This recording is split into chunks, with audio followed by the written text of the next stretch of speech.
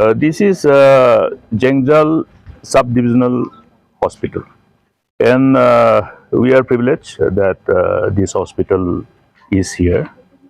Now, it is usual for people to have that associated aspiration whenever any new initiatives are embarked upon, and it is quite. I must say, I'm happy to see that at least people have started coming to the hospitals.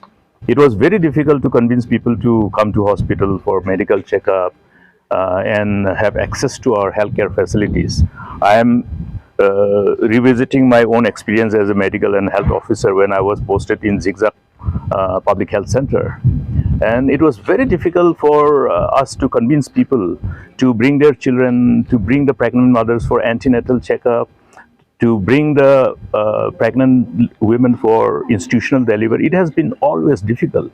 That's why you have seen, as government, we embarked upon a number of initiatives to incentivize institutional delivery in order to bring down the maternal mortality rate, infant mortality rate, because these are the indicators which were bringing down our Human Development Index for the purpose of positioning ourselves as a developed nation. You have to take care of your HDI. So it is good that today we see mothers bringing their children for pediatric checkup and also mothers coming for antenatal checkup.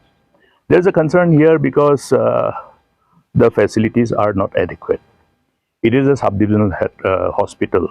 So the facility is something which should commensurate for a hospital which is designated as sub-divisional hospital. That's why I have come here. This is something which has to be intervened from the side of the government. I'll be taking up. And at the same time, this particular hospital has to be also looked at from the logistic perspective. In view of the number of incidents of road accidents, you have the National Highway 51 here, and you have the National Highway 127B merging here at Jengjal. And the incidence of road accidents has drawn the attention of all of us. In fact, I have reviewed as to how the district road safety committees are functioning.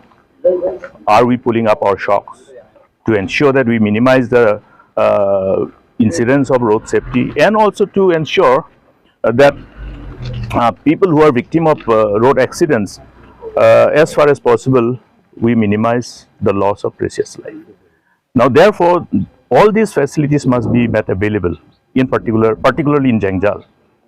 We have talked about this earlier also, and we are taking it up at the district road safety committee. I'll be taking it up with the state road safety committee. State road safety committee, the chairman is the minister himself. So I think there's plenty of space which is available for us to do and improve, and at the same time take it as a privilege to respond to the need of the people, because funds are available for this. In as far as the trauma center is concerned, we have had the privilege of getting fund for Tura Trauma Center. That is not completed yet. I have had a review recently. Because in the trauma center, the burn unit which was supposed to be there has not been established. The intensive care unit which is there, 6-bedded, that's not operational. So therefore, the fund notwithstanding being available, how we best utilize them in view of the number of precious lives that we are losing. And then issue of ambulance. Ambulances must be ambulances equipped with life support system, basic life support, advanced life support. You have seen how many preventable deaths